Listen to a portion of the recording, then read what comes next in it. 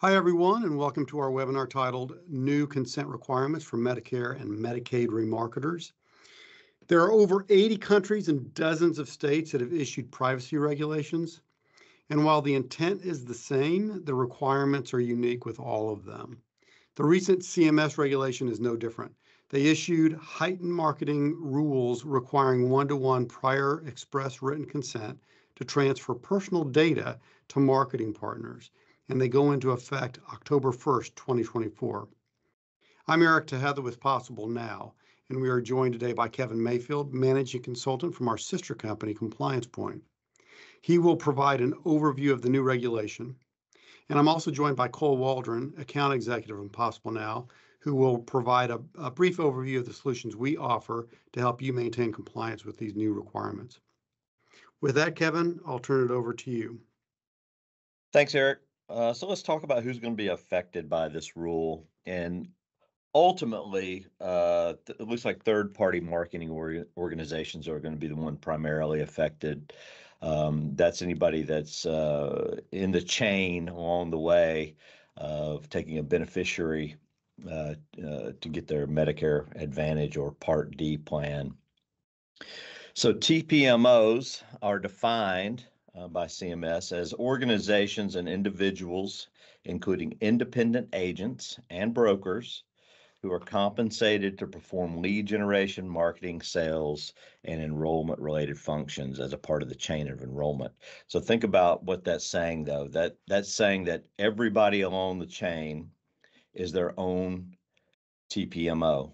So CMS goes on to say that beneficiaries, they feel, are unaware that by placing a call or clicking on a generic-looking web link, that they are unwittingly agreeing and providing consent for their personal contact information to be collected and sold to other entities for future marketing activities. So each TPMO is going to have to obtain its own prior express written consent. So again, we're talking about both organizations and individuals along the way in the chain taking a beneficiary on the path to getting a Medicare Advantage or Part D plan, and each of those is going to have their own prior express written consent.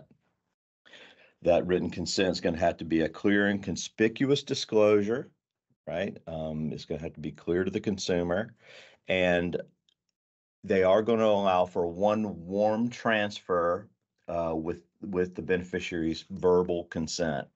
So if I'm on an initial call with you, I have your express written consent to call you. And during that call, I'm going to transfer you to, let's say, Humana. I can do so via your verbal consent during that phone call. But if Humana is not then available, Humana is not going to be able to reach back out to you unless Humana has its own express written consent to do so. So CMS kind of portrayed this thing as they are going to align with the FCC's recent announced changes related to what they called closing the lead generator loophole. And many of you have probably heard about this. It goes into effect in January of 2025. It specifies that on these lead generator forms, web forms, that you're going to have one-to-one consent for each seller. But it only affects calls made for telemarketing purposes via robocalls and robotexts. So that is pre-recorded messages, calls and texts with using an automatic telephone dialing system, and things of that nature. The CMS rules are going much further than that. Even though they claim to be mirroring the FCC's new rules, they're going into effect on October 1st, so some four months ahead of the FCC's changes. And it's going to be one-to-one consent for each TPMO in the chain of enrollment. And it's going to affect all telephone calls, regardless of dial method. So even if you're manually dialing a landline, you're going to be affected by this rule if you're selling Medicare Advantage or Part D plans. And it's really just as much about the calling as it is about sharing the information for marketing purposes. So if I'm sharing your information in any way with another TPMO in the chain, then I'm going to have your express written consent to do that. So it's even though they kind of portray it as mirroring the FCC's rule, it's going to be much more cumbersome than that. So we can talk about some of the challenges that there's going to be with complying with these rules. So in the insurance space, as a lot of people on this webinar probably know, each TPMO could be its own legal entity and therefore requiring its own consent. So remember, if you're an individual or a corporation that's involved in the chain, then you're a TPMO and you're going to have your own consent. So we think about an agency versus independent agents. So if we've got Allstate, for example, if I'm an independent agent for Allstate, from the FCC's TCPA perspective, we would say that if Allstate has your express written consent to call you, then its independent agent, Kevin Mayfield, could then call you using Allstate's name, and that would be perfectly fine. In this instance, because I'm an independent agent, I'm my own TPMO, so I have to have my own express written consent. And if I'm going to be forwarding your information along to Allstate, my parent company, then they're their own TPMO, and Allstate needs its own express written consent. So it's going to get a little bit dicey on how that's all going to occur exactly. Think about a third-party BPO call center that I've hired to make calls on my behalf. They're going to be their own TPMO. A lead gen publisher that buys leads and makes its own outbound calls for insurance. They're going to be their own TPMO and have to have their own express written consent. So it's going to be extremely cumbersome for these TPMOs along the way to try to gather this express written consent that's specific to themselves. And it's something that we're not really used to seeing. The other challenge is that the insurance carriers are ultimately the ones that are responsible for compliance with these rules. But their consumers are getting to them, beneficiaries are getting to them through TPMOs oftentimes. So we've got insurance carriers that are potentially going to be creating their own set of rules that they're going to require along the way to ensure that the TPMOs that they're receiving the leads from had valid consent. Established business relationship calls aren't going to be exempt without the express written consent.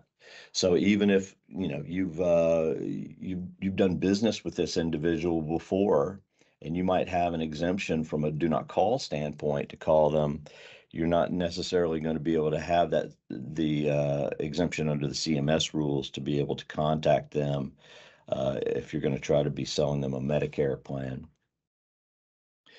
And like I kind of brought up earlier, only going to get one single attempt at a warm transfer with verbal consent. So, you're going to have to, if the TPMO you're looking to transfer the call to isn't available, then you're going to have some means of gaining that consumer's express written consent to be ultimately contacted by the next TPMO down the chain.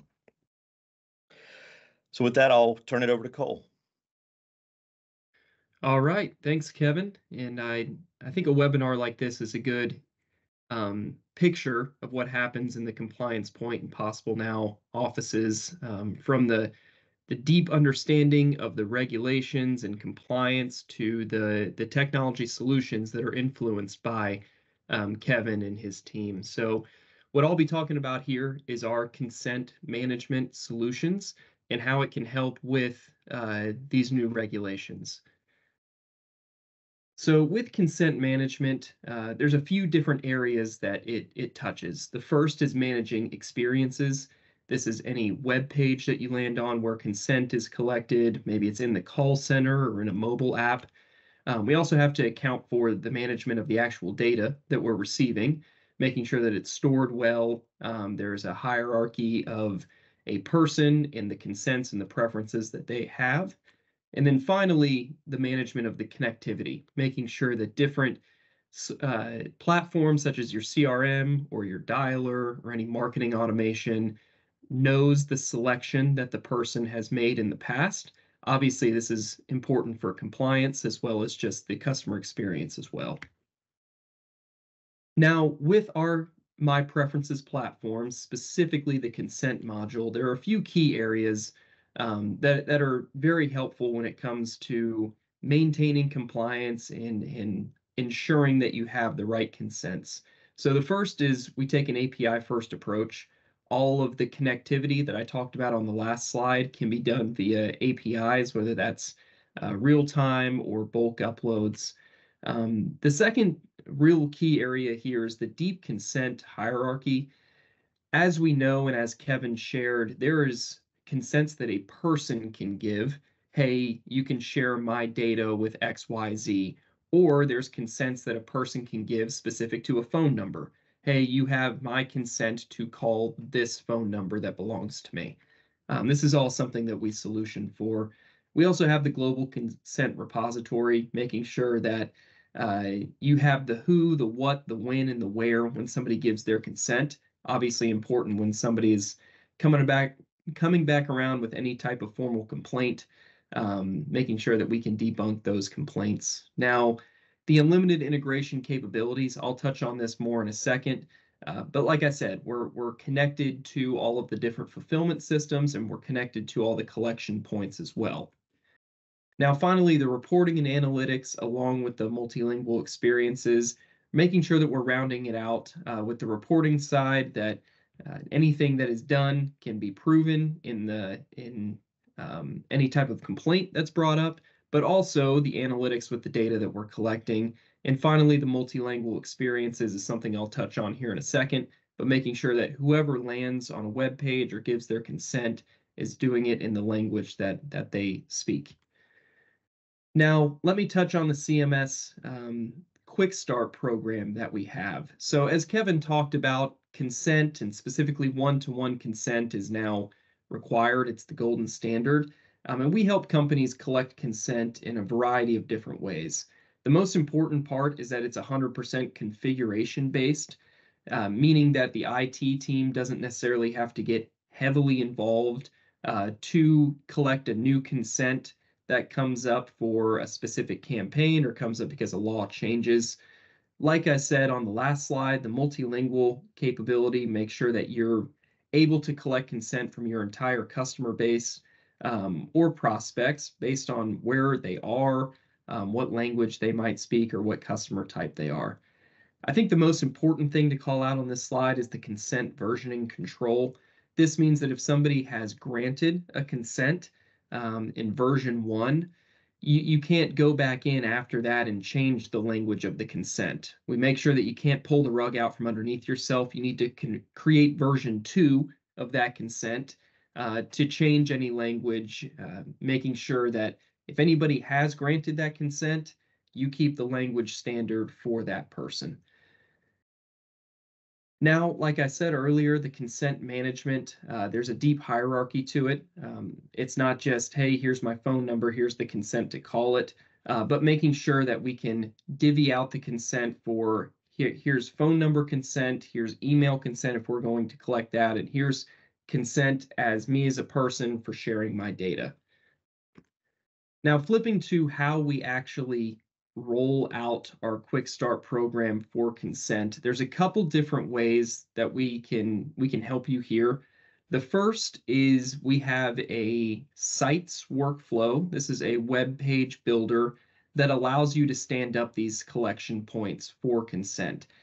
Maybe you're thinking right now, hey, I haven't even started on this journey of consent collection yet. I wouldn't even know how to collect it. You can use our platform configuration based to stand up a web page and collect the necessary consents.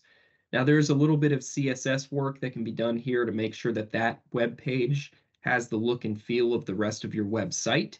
And it's really something that's meant for marketers to be able to do the bulk of the legwork, and then maybe IT comes in and cleans up any rough edges.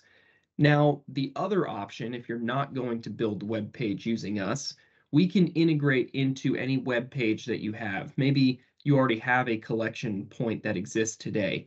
We can use our APIs to make sure that when somebody's granting their consent on that web page, that it's making it back to the consent repository, and then from there the data flows as it should. Really, what I want you to hear between those two options is that we can help you stand up or connect to any consent collection points that you have today. Now, on the bottom half of the screen here, I want to talk about the consent and preference capabilities. Before I go into this, I do want to take a second to talk about the difference between a consent and a preference. A consent has specific disclosure language attached to it. Obviously, what Kevin was just talking about earlier was all about consent. Hey, you have consent to call my phone number. Hey, you have consent to share my data with this other organization. That is something where disclosure language is attached and you are held to that. A preference is more of, it's kind of in the name there, it's more of a preference. It's more of, hey, I want you to call me, or I'm asking you to call me a specific amount of times, or I would like for you to call me during the day or at this phone number, anything along those lines. We can help with both of those, as well as associating a preference to a consent, making sure that really you're personalizing a multi-channel communication with your prospects or your customers, building trust and making sure that you are reaching out to them in the way that they want to be reached out to. One, this ensures the regulatory compliance on the consent side, but two, the last bullet down there is you're building trust, you're retaining customers, increasing revenue, and reducing costs at the end of the day. Now, there is one last piece to this. Everything I just talked about is the consent and preference management platform. We have a do not contact solution as well that integrates seamlessly into the consent and preference platform. This is purposed for scrubbing against any of the third-party do not call lists, such as the national list, state-specific list, anything needed for TCPA compliance, as well as your internal list as well. This can also be set up via APIs, or it can be done in bulk using SFTP. Built-in audit history and reporting as well, making sure that you're not just being compliant, but you can prove that you're being compliant. And that brings us down to that last bullet point there with the DNC Safe Harbor defense. This do not contact solution combined with the capabilities of the consent and preference management platform, make sure that you're both collecting the one-to-one consent and then staying compliant as you're reaching out to any of your prospects or customers. Now, with that being said, I'll turn it back over to Eric Tejeda. Kevin and Cole, thanks for your insights today. And thank all of you for joining us. We hope that you found this insightful. To learn more about Possible Now's consent solution, contact us at info@possiblenow.com or call us at the number on your screen. We'll see you next time.